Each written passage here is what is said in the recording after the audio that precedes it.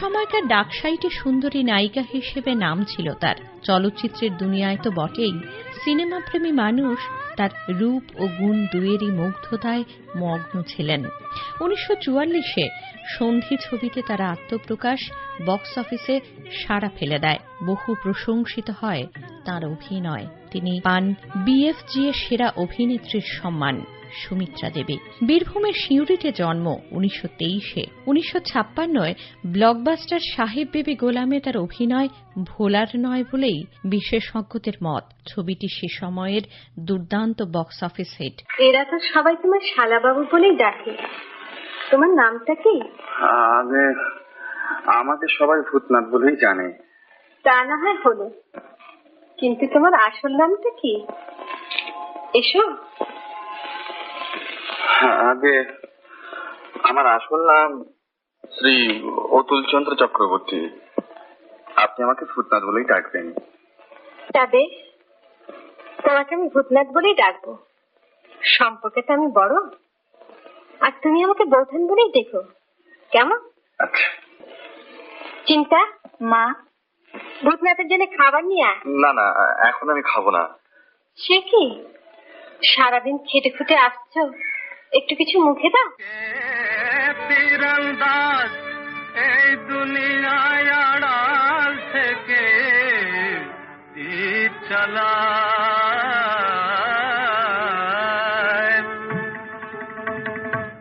একই তীরে দুজন মরে, ভালোবাসার ভালোবাসার একই ধারা, ভালোবাসার একই ধারা, একই তীরে দুজন মরে, ভালোবাসার একই ধারা। উল্লেখযোগ্য অন্য ছবির মধ্যে রয়েছে জাতীয় পুরস্কারপ্রাপ্ত ছবি আঁধারে আলো। 5-এর দশকের শেষ দিকে এশিয়ান ফিল্ম ফেস্টিভ্যালে চীনে আমন্ত্রিত প্রতিনিধি দলে ছিলেন তিনি। 1947-এ আরেক ব্লকবাস্টার নীলাচলে মহাপ্রভু। জগন্নাথ স্বামী নয়ন পথগামী ভবতু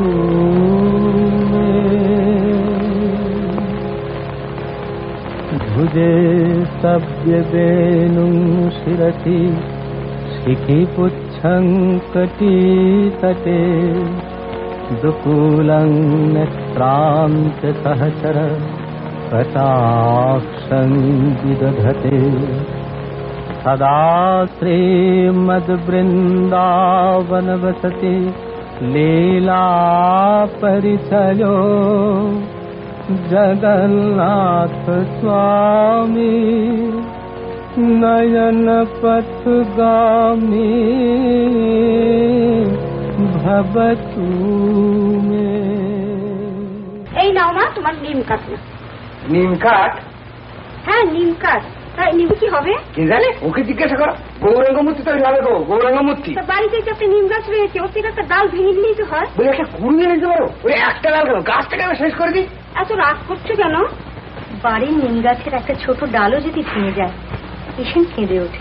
তুমি দেখেছো, তোমার বলেছি আমার মরণ হয় তো বাঁচি। এই দুঃখে এখানে আসতে ইচ্ছা করে না মা, দুঃখে বুকটা একেবারে ফেটে যায়। কি করে যে তোমরা আছো? শাশুড়ি কোথায় মা? আহা, কৃষ্ণহারা মা যশোদা। আমায় কি বলছো গো সুবলের মা? বলি কৃষ্ণ কি আপনি সকলে কোথায় গিয়েছিলে? কাঁথা সেলাই করছি যে গো। আমার হাতের তৈরি কাঁথা ছাড়া নিমাইটি গায়ে দেয় না, সুতো ফুরিয়ে গিয়েছে, তাই পাড়ায় পাড়ায় ঘুরে আমি সুতো জোগাড় করতে গেছিলাম। উত্তম কুমারের বিপরীতে অভিনয় করেন যৌতুক ছবিতে। বাংলা ছবির পাশাপাশি হিন্দি সিনেমাতেও তার অভিনয় বহু প্রশংসিত হয়। করেন জাগতে রহো। রঙ্গি কো নারঙ্গি কহে, বনে दूध को खोया, चलती को गाड़ी कहे, देख कबीरा रोया। জনপ্রিয় হয় দিওয়ানা, ময়ূরপঙ্খ। 1990-এ আজকের দিনে তার জীবনাবসান হয়। তার স্মৃতিতে রইল আমাদের শ্রদ্ধার্ঘ্য।